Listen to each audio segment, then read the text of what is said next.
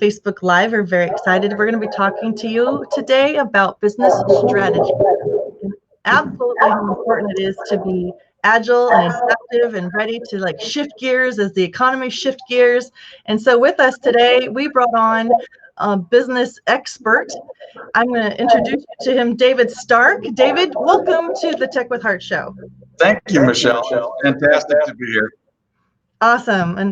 And we are so excited to bring David to the table today because there is a big uproar happening in our economy right now about pivoting and shifting and how can we stay alive in business while the economy is essentially tanking. And Yes. Absolutely.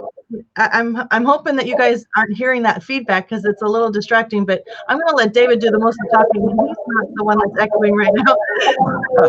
David, let me introduce David to you all. David Stark is the president of BusinessKeys International, and he has spent over 20 years working with top business leaders to help unlock the potential of their organizations through strategy, mission, vision, purpose, and values. He's the author of 8 books and the host of a TV talk show called Working with Purpose. So he works with for-profit and also non-profit organizations. And so, David, let's talk about what is it that we should be really focusing on when we're setting up our business to ensure that we have long-term success no matter what the economy is doing. Absolutely, Michelle. Thank you, first of all, for having me on here. I'm excited to be here. And let's talk about that. First of all, obviously, what people are focused on right now is their people, their customers, their employees, etc. And in some cases, the first way to plan long term is to make sure you're doing that well. I'm sure all of you are already doing things like that. So that's a very important sort of first response. But a second response I think that's very important to say out loud is, yeah, it's painful for the moment. It is. I had 3 contracts last week that were supposed to close, and then all of them have postponed. But we're in this together. So that's important first thing to say. But as you're responding to the current thing, the next thing to say is this: you need to be disciplined enough to really take time not just to react, but to plan. And I was with a guy named Brad last week, and he's a CEO of a company locally. We're having coffee talking about this, and his CFO calls and says, "Do you want me to cut the pay of everybody?" And he says, "No, that's not how we're going to plan this." And, we talked afterwards. It's about planning and actually being strategic about what you're going to do at this point in time, right? So a strategic review is what I call that. It's at the time where we're going to look at what we're doing, our business model right now. And every business model, Michelle, has assumptions about why it works, who our customers are, what they want, what we can deliver.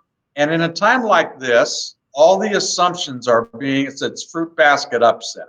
They may or may not apply. Some cases they apply more, other cases they don't apply anymore, right? So it's about starting to do something different. I was working with one organization whose 65% of it was from a local company called Target, and all of a sudden that didn't work anymore, so they had to shift. And that's a good example of what some people are dealing with out there.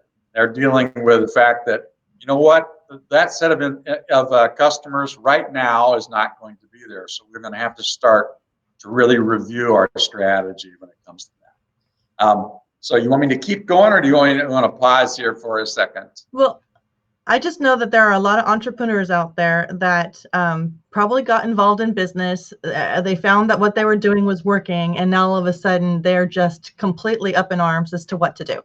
And a lot of businesses fail because businesses fail to plan. And I love what you said. It's not necessarily the time to react. It's the time to plan.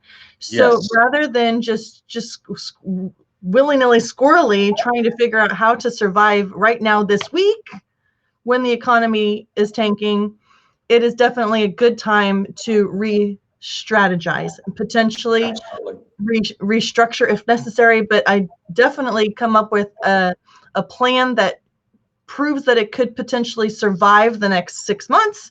And then I think that beyond that, you need to also be very open-minded to embrace the way things are actually having to be done right now to survive, because we're Yes. probably looking at that maybe a super strong business model when everything starts to kind of go back to normal. Maybe we can incorporate what we've learned through this time as part of our strategy moving forward. What are your thoughts on how do we go about analyzing what should we be focusing on when we're doing our analysis, and how can we as a team move forward fairly efficiently, because you don't want to lose too much time in the planning process, but it's super important.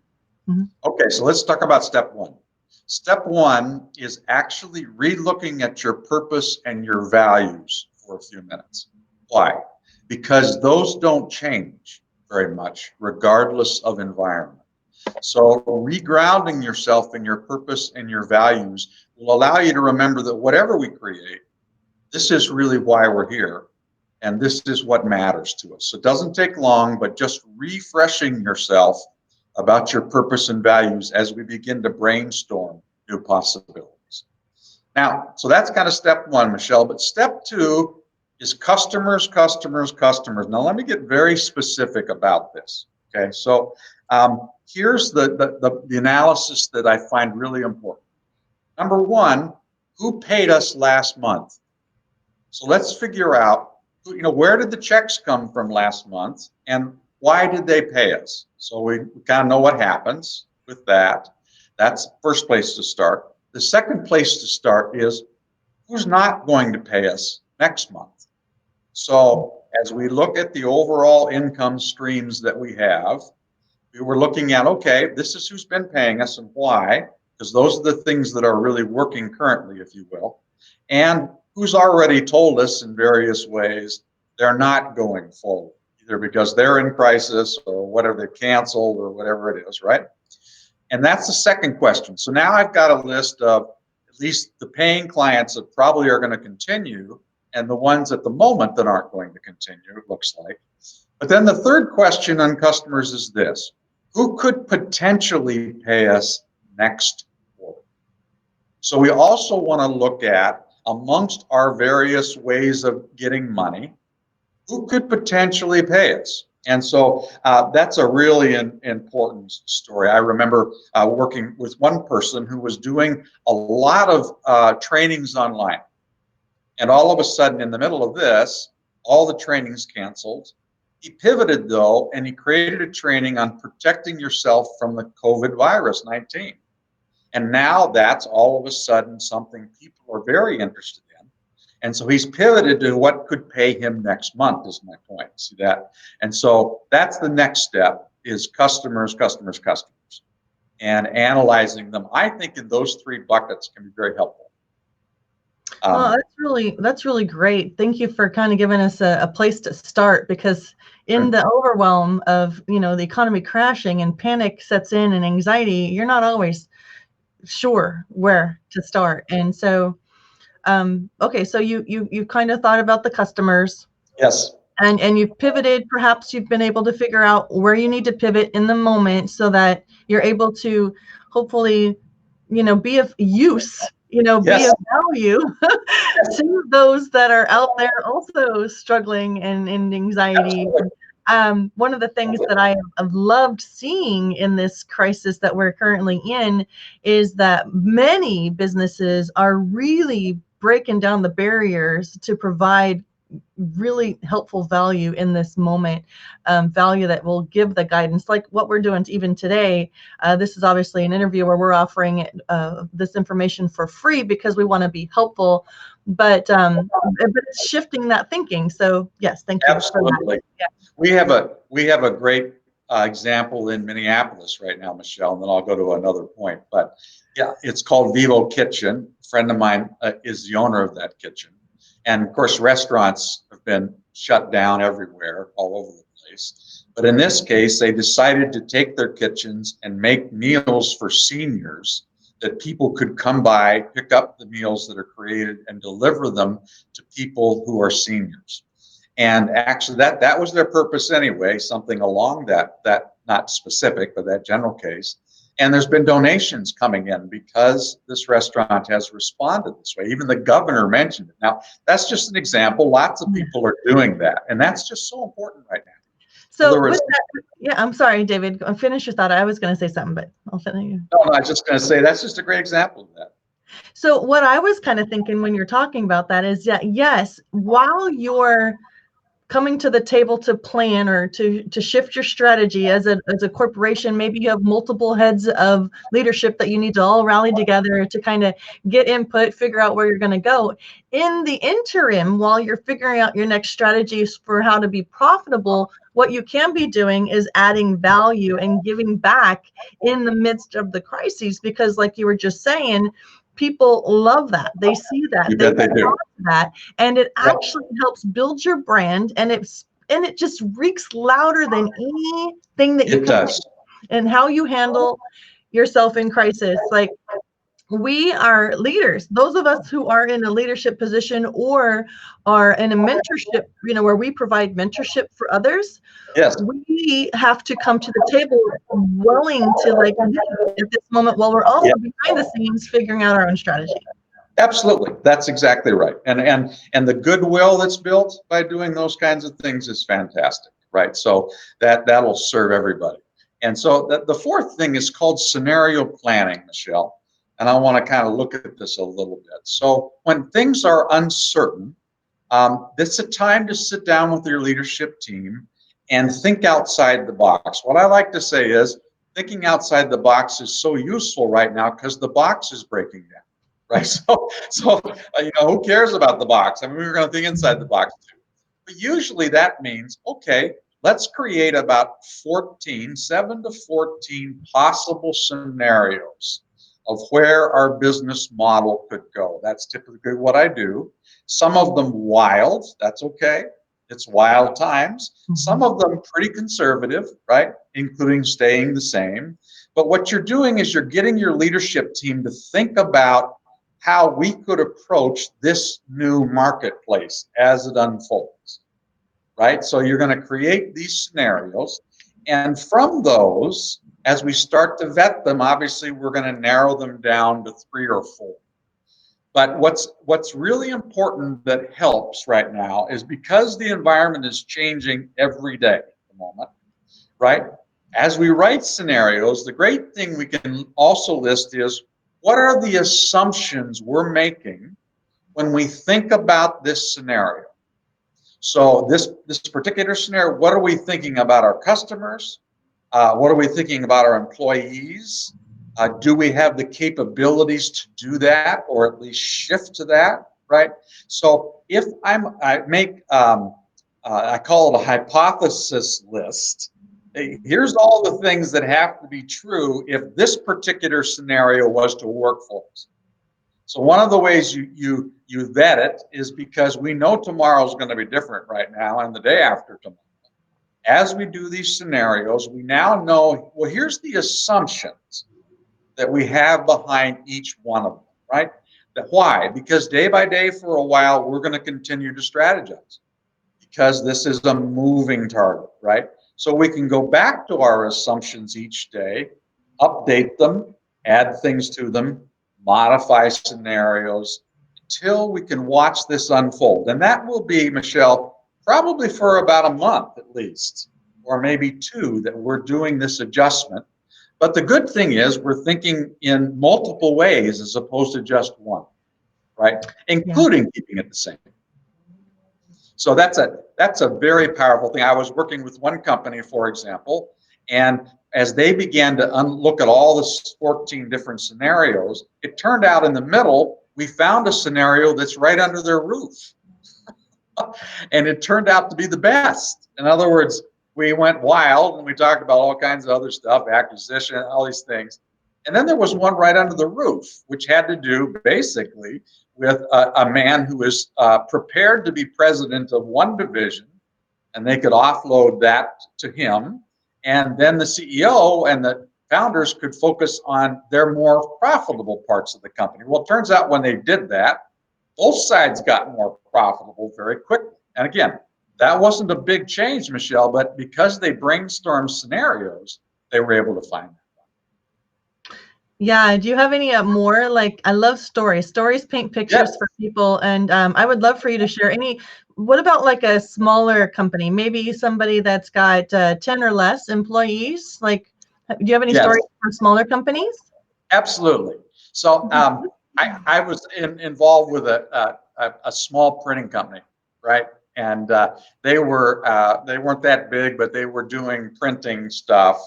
And as they did that, the problem was, especially in Minneapolis, is there's so many printers, right? So they found themselves barely making any money.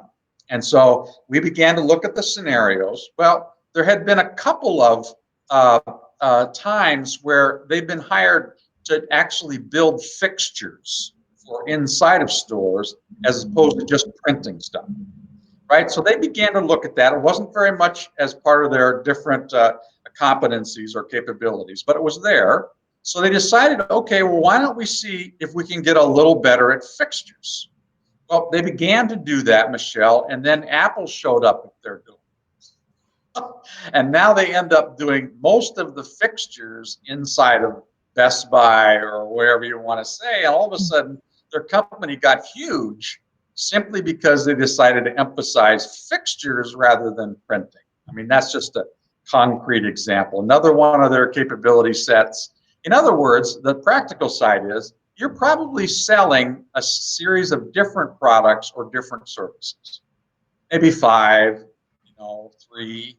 Well, which one of those is most likely now to be the one that we can emphasize, right? So that's what you're really doing. You're saying, this isn't about shutting it all down. It's about refocusing. So which one right now has more ability to thrive? And that's again where that analysis comes in. You really need to take a look at it and really narrow in on a niche that you see that could potentially set you apart right now. That's Set exactly you it. apart in a useful way, because Yep. yeah, it all comes down to, are you useful in Yep. crisis? And let me give you a few principles of how to Okay. look at that, okay? All right. So first of all, cheaper is better at the moment. So what the lower cost offerings you have are better than your higher cost offerings probably right now, okay? So that's one thing you can look for, right? Essentials at the moment are more important than non-essentials. So if you have essentials within your mix of products, that's probably going to be a better seller at the moment than your non-essentials, right? Unless you're doing the real upper class kind of market. But even they are cutting back. So look to the essentials side of what you're doing, right? It's always better to sell more to existing customers than it is to try to get new customers. And that's really true right now, right? So I'm listening to my best existing customers and asking, how can I continue to give them more value? You're probably going to get farther on that than trying to do blue ocean strategy right now. That's difficult, right? Okay. Can you talk about what blue ocean strategy is real quick for I those sure who can. don't? Blue ocean strategy means that I'm looking for new customers with new products. So I'm basically going out on a limb beyond what my capabilities are now. And there's a lot of times where that's a really good plan. Now, in some cases, that's can work, especially if your capabilities all of a sudden you can think of a practical way they might help. So what's happening in Minneapolis? So there's a shift to ventilators by certain companies who never made ventilators before, right? So in this moment, that's blue ocean for them in the sense that they've never had this customer, but you know what? It's critical to people that want that. So some people are shifting there. I know people that are sewers that are hand making masks right now. I mean, they decide. See what I'm getting at? In other words, there are obvious places you might shift to because at the moment they have an essential critical to a new audience.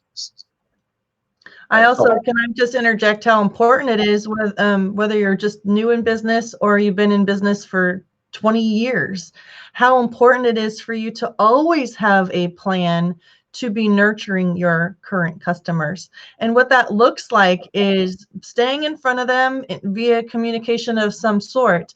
Emails are kind of like an old traditional way to stay in front of them. There's direct messaging. There's dropping them a greeting card every now and then, and staying in front of them on social media, connecting with your customers on social media, allowing them to get to know you beyond just the business, and relating to you as a human being and as a friend and somebody that cares for them. And I'm a big advocate for visual communication. Yes. That's what I'm all about, is how can I help you also connect with your customers. And what I'm seeing right now is that even in the midst of this crisis, with this blow up now with everything online, I mean, people are offering like webinar after webinar and Yes. live videos with experts and all that, which is great because people can consume that content when they have time. But another great thing that you can do right now to make people feel safe and secure in your care as a customer is something as simple as just sending them a greeting card saying, I got you. That's so good, Michelle. Right? Absolutely. Little communications, when the emotions are high, little communications of encouragement are powerful. So don't try to say a lot.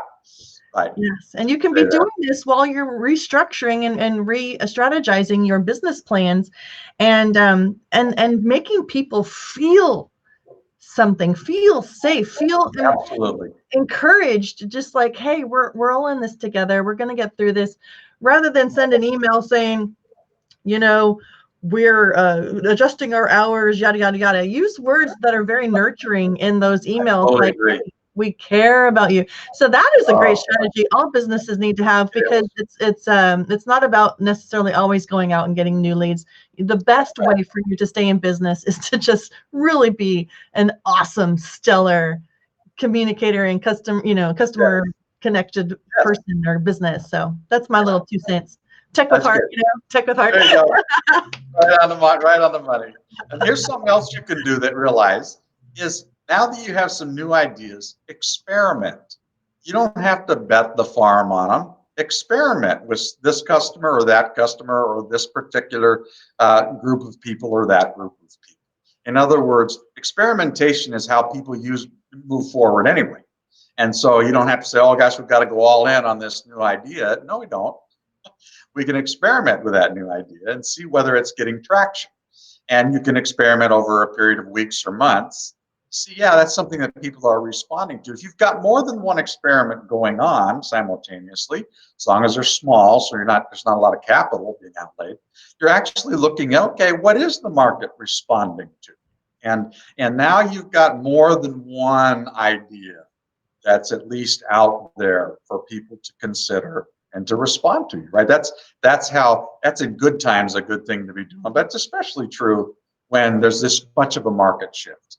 We none of us can predict for sure what's going to work out there right now. Yeah, so like even for somebody like my business, where we do a lot of online education. And so in that realm, using technology to kind of feel out your customer base to find out what it is that they really want. There are such things as polls that you can put together, and there are softwares that allow you to create electronic polls that you can send to emails and also direct messages through either texting services or even Facebook Messenger, that you can be using to like get the input from your current customer base who know, like, and trust you already. Right.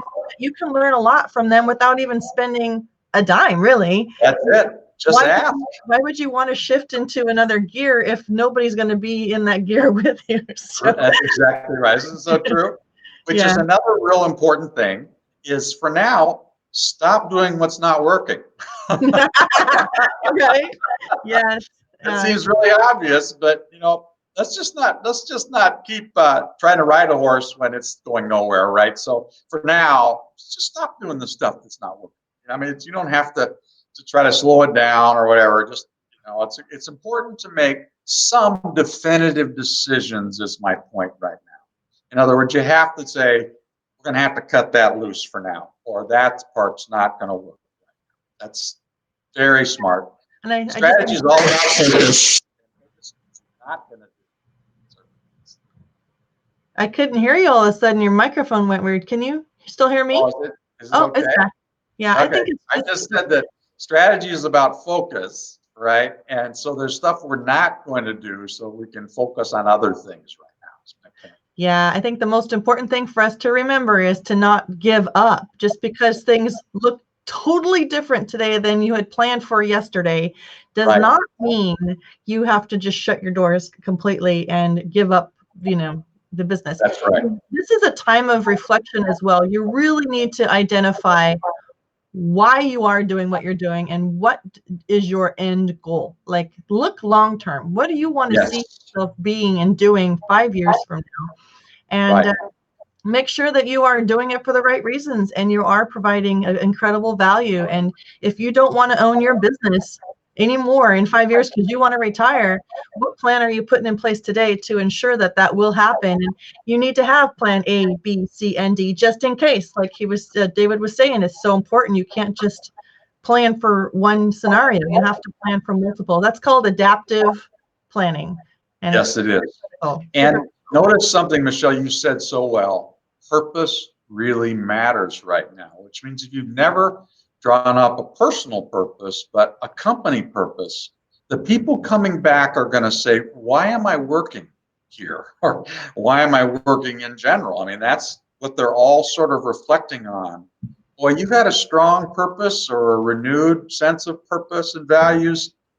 Now you've got something to say to every one of your employees when they walk back through your door again, or they're able to work full time again. Let's remember why we're doing this, which a lot of them are kind of going, I don't know why we were doing that now that I have had time to, or I'm forced to pause. So I think that's really important, is that it's a great time to decide, we really are going to relook at our purpose and make sure everybody's excited and aligned with that. And it also, that purpose, it gives you the drive to have the resilience that you need in order to stay in front of change, because change for some people love it. Some people absolutely fear change. This is such an Yes. incredible shift happening right now that it's just rocking people off of they're out of their comfort zones, and some people are mentally shutting down. So Yes. if that's why I believe in mentors. So David, let's talk about what would it look like if somebody wanted to reach out to you for guidance in this realm of strategy, business strategies, adaptive planning. What does David need to do to connect with you to perhaps get some help in this arena? Two or three ways. My website is the davidstarkcollective.com. So immediately after this, if you go there, we are going to do a free webinar on how to drill down on all of this after we're done, Michelle. But they can also email me from there and just send me an email and I'll get right back to them. We can set up a time where we can really talk about all of that along the way. I'm going to be doing this free webinar kind of every day for a while on Zoom, and if you just email me, I'll continue to give you the link so we can just work at this, because I really want to see people be able to succeed in getting ready for what they're dealing with now, but also what they need to be doing in the future. So those are some good ways to do that. I can give you my phone number if you want. Also, it's 651. I don't know. Yeah, I don't know if you need to do that right now, David, because this is going to be up there for forever. So I think go to davidstarkcollective.com if you're interested in learning how you can work with David, and he'll be more than happy to answer any questions you have in the chat of this live. So please, even after you, if you're watching this months from now or years from now when we went live, David will always be tagged in this post, and he will hopefully be able to get back to you with an answer. Everybody's coming at this strategy from a different angle because of your business model, your products or services, your team size, and just a lot of different questions. I do know that David is a heart-centered individual. That's why we're having him on the Tech with Heart platform. And so hopefully he'll be very active in our community and probably, able to give us a little bit of guidance and direction just on a regular basis while we navigate these waters. We would really love that, David. And I'm just going to give a little shout out for the Tech with Heart Network. I'm going to share with you all how you can get engaged. Tech with Heart Network. I'm typing it up so it'll pop up on the screen here. And we would love for you to join our mailing list, because Tech with Heart Network, what we do is we strive to empower business success in a digital era. And right now we're seeing a huge shift towards more digital business models than ever before with this economy, through the COVID-19 crisis. But if you would love to join us, techwithheartnetwork.com, go there and join our mailing list. Then you will be made aware of when we are having these types of interviews. You can tune in. We also have a TV show where we bring really big influencers that are just really doing well and crushing it, and always constantly trying to provide you with value to help you sift through the clutter and the noise in the digital world, and to stay competitive and relevant for long-term success. So techwithheartnetwork.com. Thank you, David Stark, so much for being our guest today. Good to be with you. Thank you, Michelle. You're welcome. And again, if you're watching this and you have any questions towards business strategy related, something that David could potentially unlock for you, please just put that question in the comment section and David will get that and he'll be able to respond. So thank you so much. You all take good care, stay safe, stay healthy. God bless you. Take care. Bye-bye. Bye-bye.